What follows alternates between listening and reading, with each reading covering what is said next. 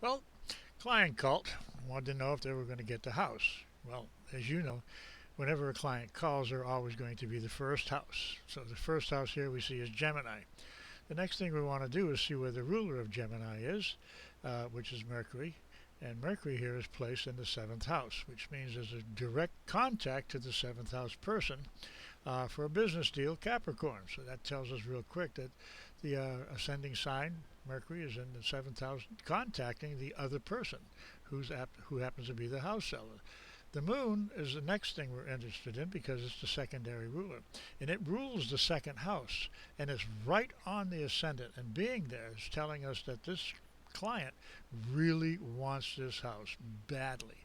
Well, the seventh house over on the other side of the wheel is Sagittarius. That's the seller.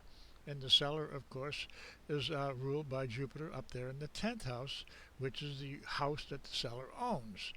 So the person here is telling us, I think, basically the true disclosure because Jupiter is pretty honest. It usually tells it like it is without any problems. Well, the thing is, we want to know what is the real value of the house? Well, the real value is always the fourth house because it's relating to the first as the place of home. And we see that the ruler of Leo is in the seventh house. And so the contact with that person who owns that house is open. And I still think they're telling us pretty much an open truth because it's in the sign of Sagittarius, trining the fourth house. So it should be an easy sale because I think they really want to sell it. Well, the 10th house here, we look up here, and that's really what we would call the perceived value. What does the first house think of the 10th house, and what is it telling us? Well, the perceived value, of course, is ruled by Saturn, which is Aquarius. Now, when we look at the signs, water signs and earth signs are the lower part of the house. Air signs are the mid part of the fire signs are the mid part of the house, and air signs are the top of the house, like the roof. So Saturn here is telling us that maybe the roof or the attic might be in a state of repair. So we're looking at that, and I think the seller probably disclosed that because of that Jupiterian influence. All right. Well, will they get the house?